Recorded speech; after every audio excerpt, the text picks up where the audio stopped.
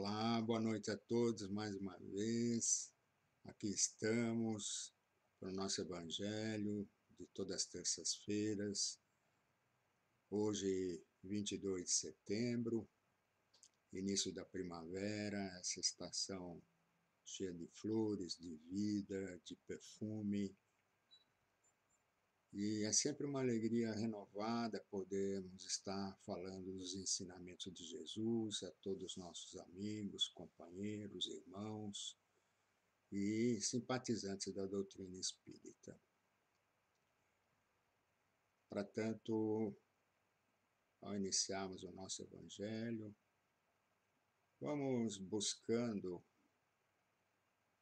a luz de Jesus, a luz de nosso Pai, a quem cumprimentamos, rogando a Ele que o seu amor, a sua misericórdia, compaixão, e essa luz imensa que ilumina a todos nós, possa expandir a nossa compreensão, nosso entendimento sobre a lição do Evangelho desta noite. Cumprimentando também esse irmão maior, Jesus, mestre dos nossos caminhos, dos nossos momentos, e que trouxe amorosamente a todos nós as leis divinas e os ensinamentos de nosso Pai. Rogando também aos nossos amigos e irmãos espirituais, que sempre nos apoiam, nos direcionam, nos intuem, nos inspiram, que essas bênçãos possam estar com cada um de nós, em nossos corações, e cumprimentando também os nossos mentores pessoais, esses espíritos pacienciosos, amorosos, que também ao nosso lado nos acompanham, nos direcionando e sempre tendo uma luz para nos orientar na estrada da nossa evolução. Hoje, como temos feito todas as terças-feiras, juntamente com os outros companheiros que aqui têm feito o Evangelho, vamos dar continuidade ao nosso estudo através do livro Caminho, Verdade e Vida, que, como sabem, é uma psicografia de Francisco Cândido Xavier e editada pelo seu grande amigo e mentor Emmanuel. E para hoje, nós vamos estar estudando o capítulo 75, cujo título é Na Casa de César. E Emmanuel foi buscar, para discorrer sobre esse capítulo, um versículo que consta na carta de Paulo aos Filipenses, que é o versículo 22 do capítulo 4. E lá Paulo menciona o seguinte: todos os santos vos saúdam, mas principalmente os que são da casa de César. Paulo aos Filipenses, capítulo 4, versículo 22. E para que a gente possa entender o que Emmanuel discorreu neste capítulo, vamos até a carta de Paulo aos Filipenses, onde Paulo escreveu por volta do ano 53 a 58 depois de Cristo, essa carta aos Filipenses. Na realidade, filipenses são os cidadãos da época que moravam em Filipos. Filipos era uma cidade da Macedônia e que era uma cidade bastante importante na época do Império Romano. Filipos era uma cidade que ficava em região montanhosa entre a Ásia e a Europa e era considerada a porta leste da entrada na Europa. Esta cidade Filipo foi fundada por Filipe II, pai de Alexandre o Grande, no ano de 358 a.C. Alexandre, que foi o grande conquistador romano. E Filipe, então, foi a primeira cidade que ouviu a pregação de um cristão, como nos relata o livro Atos, escrito por Lucas, no capítulo 16, nos versículos de 6 a 40. E Paulo escreve essa carta aos filipenses, anunciando de maneira bastante alegre e festiva essa carta, exortando os filipenses a permanecerem nos caminhos do Cristo. E ele inicia a carta dizendo o seguinte: Paulo e Timóteo, servos de Cristo Jesus, a todos os santos em Cristo Jesus que estão em Filipe, com os bispos e diáconos, graças a vós e paz da parte de Deus nosso Pai e do Senhor Jesus Cristo. Uma abertura bastante interessante, festiva, faustosa, né, que ele dirige aos filipenses. De acordo com os estudiosos, Paulo passou uma das épocas mais alegres e felizes da sua pregação em Filipe, onde foi muito bem recebido, foi hospedado por vários irmãos. Mais tarde, depois, acabou sendo perseguido pelos radicais judeus e de outras religiões politeístas, né? Mas durante o tempo em que lá permaneceu, juntamente com os seus irmãos e seguidores, e que fundou a igreja em Filipe, ele foi muito feliz. Essa carta, como já foi dito, ela foi escrita entre 56 e 58 depois de Cristo e escrita por Paulo na prisão em Roma.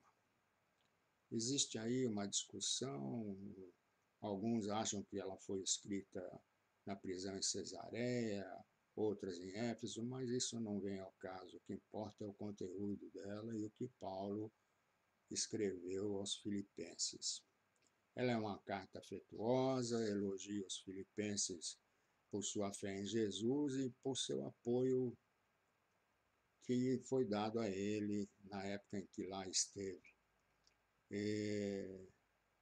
E pede aos filipenses ser fortes em orações e imitar com alegria exemplo do seu Salvador Jesus Cristo, que tudo fazia de forma amorosa e alegre, mesmo em situações, às vezes, em que encontrava dificuldades.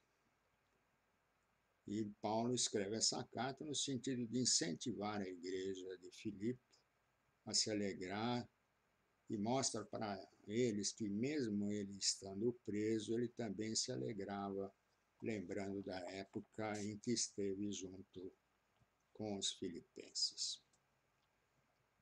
Mas vamos ver o que Emmanuel nos traz como recomendação e como alerta, baseado naquilo que Paulo escreveu nessa carta. Nos diz Emmanuel: muito comum ouvirmos observações descabidas de determinados irmãos na crença relativamente aos companheiros chamados a tarefas mais difíceis, entre as possibilidades do dinheiro ou do poder. A piedade falsa está sempre disposta a criticar o amigo que, aceitando o laboroso encargo público, vai encontrar nele muito mais aborrecimentos que notas de harmonia. A análise desvirtuada tudo repara maliciosamente. Se o irmão é compelido a participar de grandes representações sociais, costuma-se estigmatizá-lo como traidor do Cristo. É necessário despender muita vigilância nesses julgamentos. Nos tempos apostólicos, os cristãos de vida pura eram chamados santos. Paulo de Tarso, humilhado e perseguido em Roma, teve ocasião de conhecer numerosas almas nessas condições. E o que é mais de admirar, conviveu com diversos discípulos de semelhante posição, relacionados com a habitação palaciana de César. Deles recebeu atenções e favores, assistência e carinho. Escrevendo aos Filipenses, faz menção especial desses amigos do Cristo.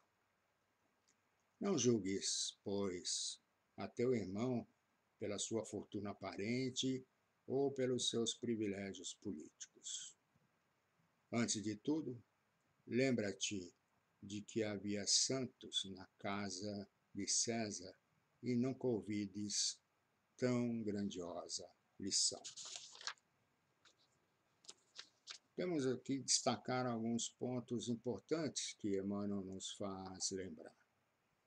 O primeiro é que esses companheiros que são chamados às tarefas mais difíceis, no cumprimento de missões reencarnatórias, onde ou são abastados pela abundância de recursos materiais, ou que são também conclamados a exercer cargos públicos e, portanto, sujeitos a uma condição de poder.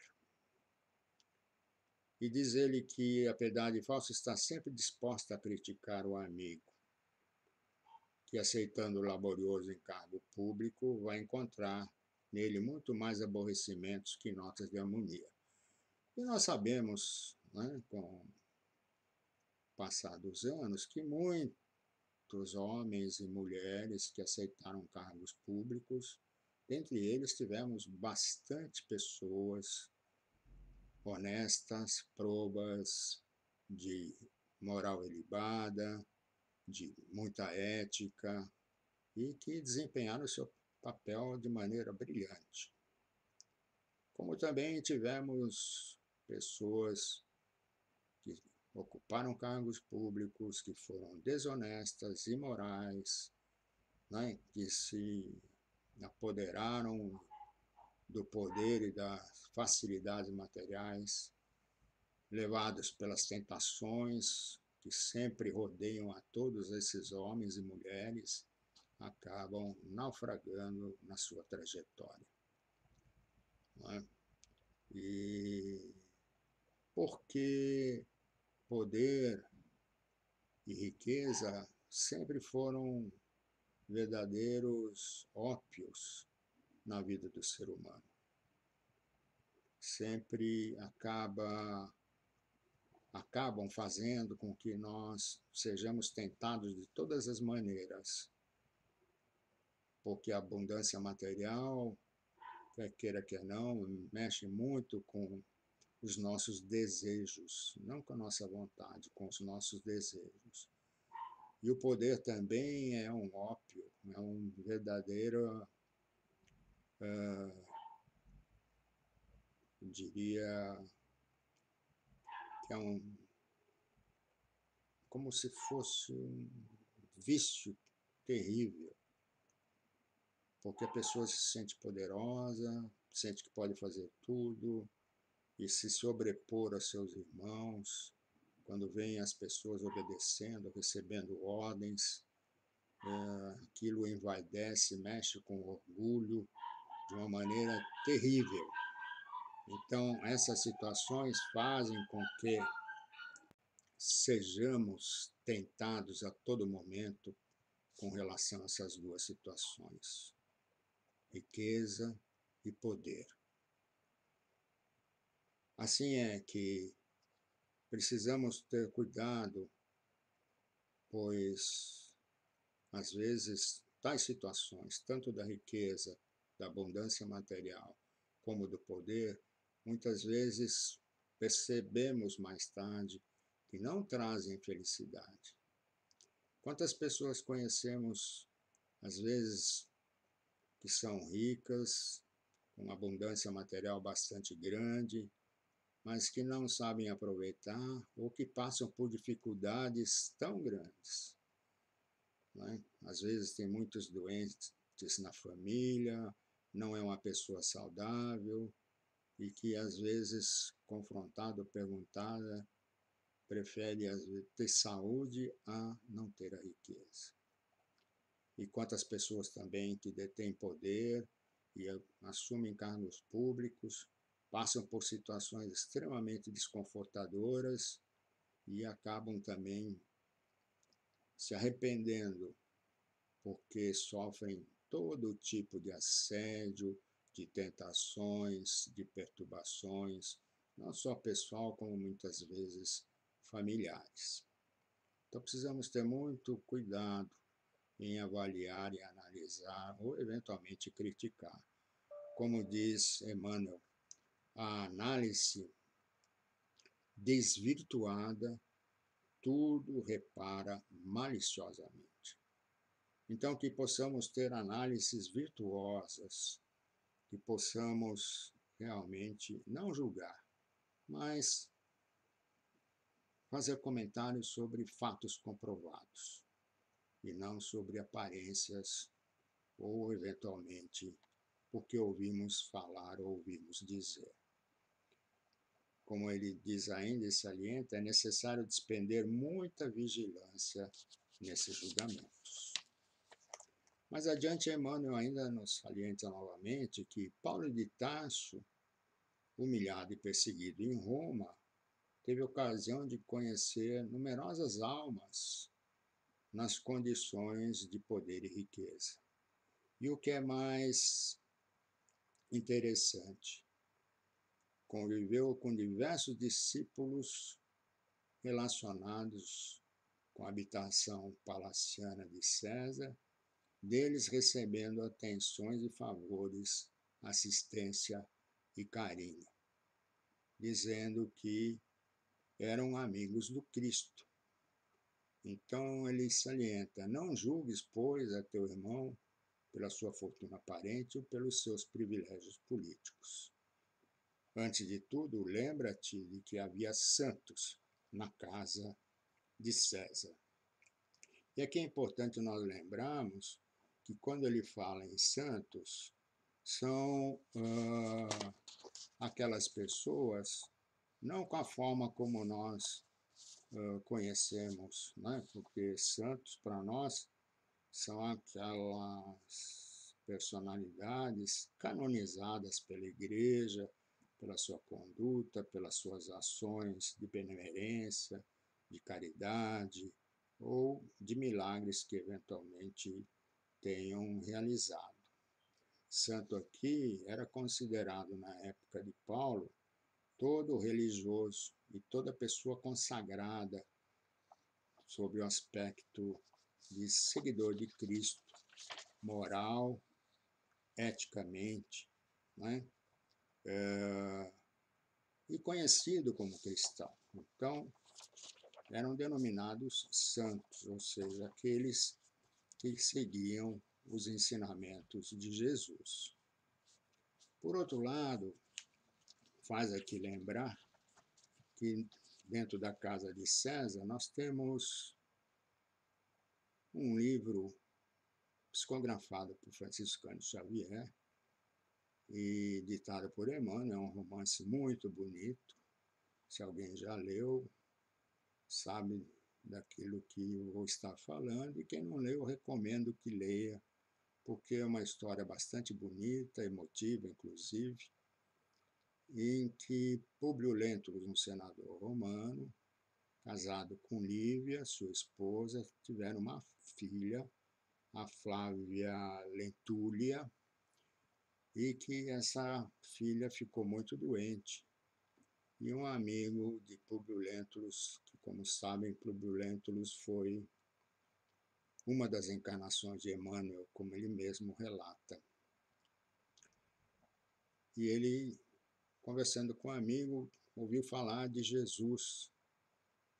E sua esposa já obedecia aos ensinamentos de Jesus. Era cristã e, portanto, convivia na casa de César também. E Jesus então tem uma conversa com Públio Lentulus e acaba falando de sua filha, e sua filha acaba sendo curada após Públio Lentulus ter levado a sua filha a todos os médicos da ocasião, a curadores, enfim, ter feito muitos sacrifícios aos deuses, porque vamos lembrar que os romanos eram politeístas, e ele fala que nada disso tinha adiantado, até o dia em que ele se encontra com Jesus, e Jesus ele fala de sua filha para Jesus, e quando retorna, encontra sua filha curada. Então, é aquilo que Paulo fala, que dentro da casa de César haviam santos. Por outro lado, também, vamos lembrar o que Emmanuel nos recomenda aqui, quando no término desse capítulo ele fala: não julgueis, pois a teu irmão pela fortuna aparente ou pelos seus privilégios políticos. Isso nos remete também ao Evangelho, no Evangelho de Mateus, no capítulo 7, versículos 1 a 5, nós temos, sob o título As Três Proibições, em que Jesus recomenda aos seus apóstolos e discípulos o seguinte: não julgueis para que não sejais julgados, porque com o juízo que julgardes, sereis julgados, e com a medida com que tivermos medido, vos hão de medir a vós.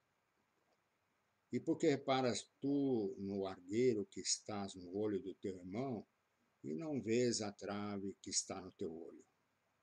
Ou como dirás a teu irmão: deixa-me tirar o argueiro do teu olho, estando uma trave no teu? Hipócrita, tira primeiro a trave do teu olho, então cuidarás em tirar o argueiro do olho do teu irmão. Então veja, esses versículos se encontram sob o título As Três Proibições, no Evangelho de Mateus. E já Jesus, naquela época, salientava para nós termos o cuidado de não julgar ao nosso irmão, que antes de julgarmos ao nosso irmão, que julguemos a nós mesmos, os nossos pensamentos, nossas palavras, nossa conduta, nossas ações, porque as aparências podem nos enganar profundamente, assim como as maledicências, o diz-que-diz-que. E por isso também que me faz lembrar, se você quer conhecer alguém e andar com ele uma milha, é melhor que você ande duas para conhecê-lo melhor. Então é bem nesse aspecto que possamos primeiro, antes de emitir qualquer parecer, qualquer análise, qualquer julgamento, que possamos primeiro saber como são as verdadeiras situações, os verdadeiros acontecimentos, para que depois possamos fazer uma análise, não um julgamento, para que possamos tirar as nossas conclusões. E também buscarmos, antes de emitir qualquer análise com referência aos outros, que possamos analisar a nossa própria condição. Lembrando que muitas das vezes, irmãos abastados por riquezas materiais sofrem profundamente por falta de amor, por isolamento social, por doenças, às vezes, dentro da família, incuráveis. Quantos casos nos são relatados a esse respeito? Que você pode promover festas em sua casa, aparentemente ter vários amigos, e às vezes não são amigos, estão interessados nas suas festas muito mais do que na sua amizade. e, terminada a festa, se sentem tremendamente sozinhos, isolados, e percebem que estão por perto por causa das suas riquezas, das suas facilidades. Da mesma maneira, aqueles que ocupam cargos públicos, pois o poder é um verdadeiro ópio que fascina, alimentando vaidade e orgulho de quem tem poder nas suas mãos. Que possamos, então, refletir bastante sobre essas lições que Emmanuel nos traz e lembrarmos que, antes de apontar o dedo para quem quer que seja, vamos lembrar que nós temos 3 dedos voltados para nós mesmos. Como diz Jesus no versículo de Mateus relatado, antes de olhar o argueiro do teu irmão, retira a trava do seu olho. E nós devemos começar isso a partir de dentro dos nossos lares, que é o grande cadinho de ensino nas nossas vidas. Então vamos terminando por aqui o nosso Evangelho de hoje e que essa reflexão possa nos ajudar bastante na nossa conduta, no nosso caminho, desejando a todos uma linda e maravilhosa semana e que a luz de Jesus e as vibrações do alto de nosso Pai possam assim envolver a todos os nossos lares, dando muita paz, muita tranquilidade a todos aqueles que nos acompanham, que nos escutam, que a luz de Jesus abrace os corações, levando muita saúde, principalmente aos nossos irmãos que ainda se encontram hospitalizados nos leitos de dor, consolando aos seus familiares, e que a misericórdia, a compaixão de Deus nosso Pai possa estar sempre presente na estrada de nossas jornadas, hoje e sempre. Que assim seja, graças a Deus.